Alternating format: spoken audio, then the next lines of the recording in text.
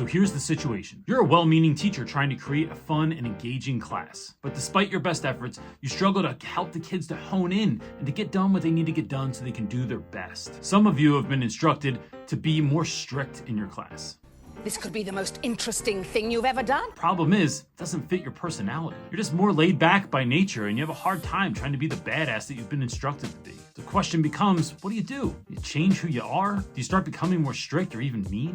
Do you give up? But don't give up yet, because I have a few tips today that I think are really gonna help you out. Let's talk about classroom management for the laid back teacher. Let's get into it. First thing we have to do here is really identify the problem. And that's the number one thing you have to do with any issue you really have in your classroom. Because the fact of the matter is it an issue because someone told you it's an issue, or is it an issue because you can see it's an issue?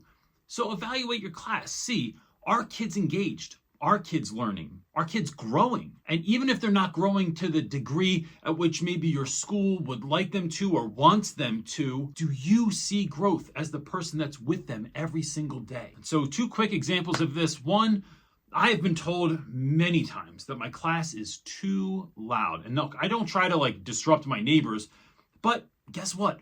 Fun is exciting and exciting is loud. So sometimes I have to give folks a heads up if we're gonna do an activity or a project or a game in class, because it might get a little rambunctious in there. Just said rambunctious, like I'm the old guy from Up or something.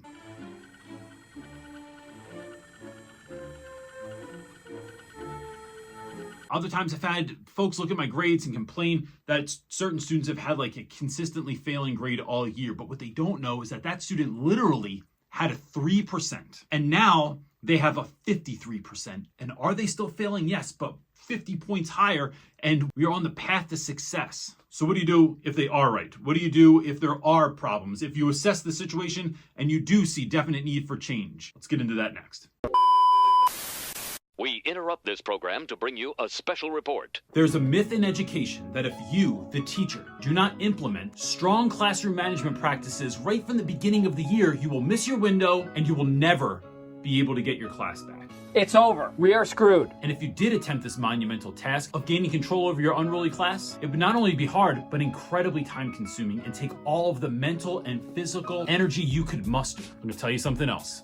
This is a lie. How do I know? Because I've done it. How?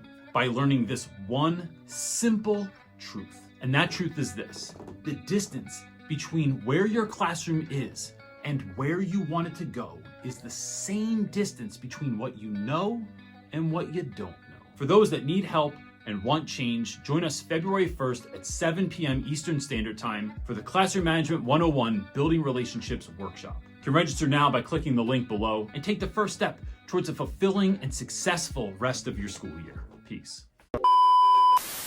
There's a very big distinction here because some folks are laid back, meaning regular things kind of don't bother you, right? It doesn't get you worked up when certain behaviors are present. What we don't want to do is mix up being laid back with being complacent, because being complacent is like you're just ignoring the poor behavior. You're ignoring what kids are doing. Or, if I keep it real with you, you're too lazy to do something about it. Or sometimes, and this isn't necessarily complacent, but you're too scared to do something about it. And we're going to talk about that in a second. The problem with this, the problem with not addressing behaviors from the jump, is that little things turn into big things. That someone talking while you're talking and you don't address it because that kid makes you a little bit nervous means that kid's going to read this situation and say, I'm just going to keep talking.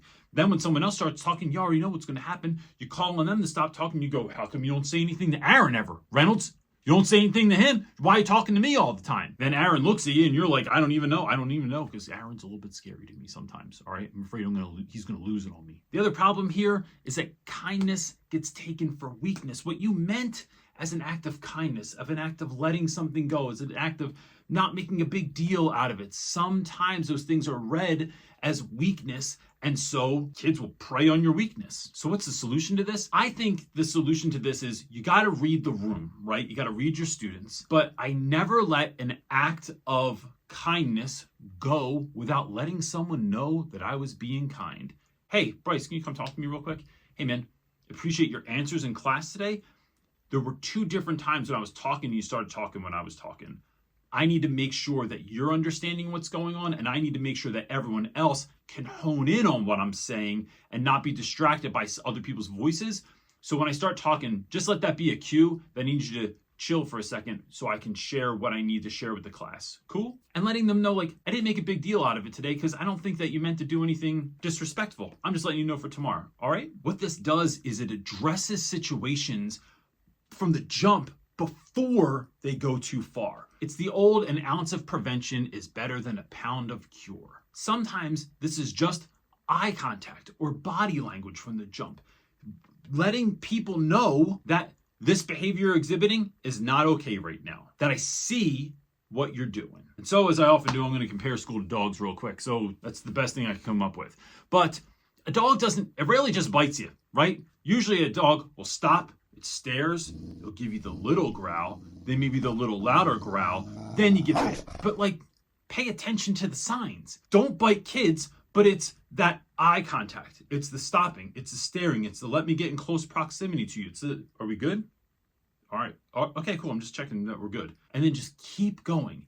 You don't have to make a big deal out of it, but you definitely have to address things with your eye contact, with your body language, or in just holding a mirror up to student behavior. Bryce, can you stop talking for 20 seconds while I finish giving these directions? I appreciate it, buddy. Thank you. The next thing is, what if you got to turn it up a notch? Because that's just not working for this kid. I often say that education is only ever about the students. And if this is true, then sometimes we need to grow into the person we need to be to teach the class that we're called to be in. Because the truth of the matter is, there are areas of your work, either in your person or in your pedagogy, that you are strong in, that come easier to you. And there are things that you're weaker in that you need to work on. Because here's the truth. Just because it feels good doesn't mean that it is good. Just because it comes easy to you or because it feels like the right thing to do, it's not always the best thing for students. It becomes a game of who you need to be versus who you want to be. So I'm going to give you an example. I have moments in class where I think, like, why do I have to do this? I don't want to do this. I don't, like,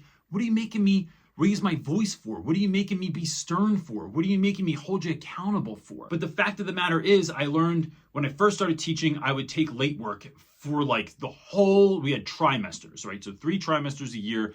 I would take late work till the middle of break, or so like when progress reports came out, and then before report cards, I would take late work for the whole trimester. And what I found was that what this did was it built into my students this belief that they could just get stuff done whenever they wanted. So there was no urgency in class.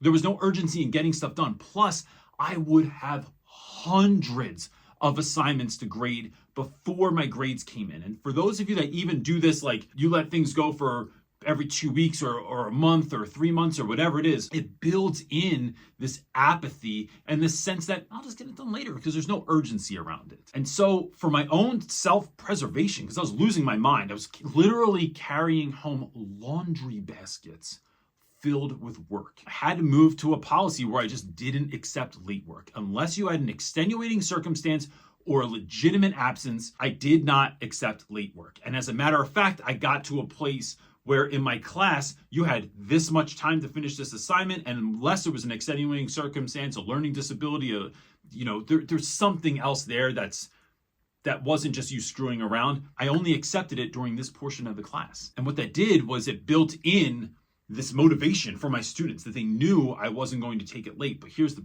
rub, is that kids come up to you, Mr. Reynolds, I'm so sorry. Or like, I just forgot about it. Or Bryce wouldn't stop talking to me, or whatever the issue was, right? I get to decide whether or not I'm still going to take it or not.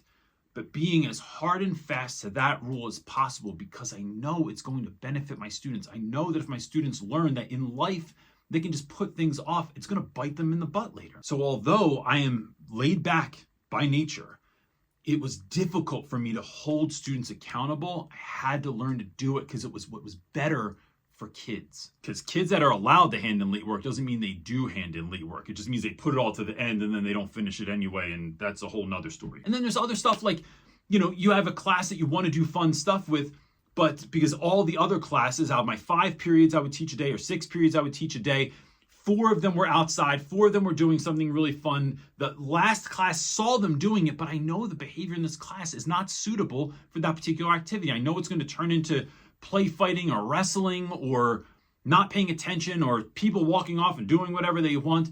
So I have to re-engineer the lesson plan for that class because we're not there yet. It's not that you can't do it. It's not that you're bad. It's just that we're not there yet. And then even though everyone's sad, even though kids were looking forward to it, it's still holding them accountable and then working through that so that we can get to that fun thing eventually during the year. But knowing that today, we're not doing it because it's not what's best for you. I need you to learn this material. That's how the other classes are doing it. We'll get there. But today, this is what we need to focus on in this class to help you find success. Before you go, I want you to know that you are not the only person that is going through this. That teachers, whether they show it or not, everyone has to grow in some capacity in some area.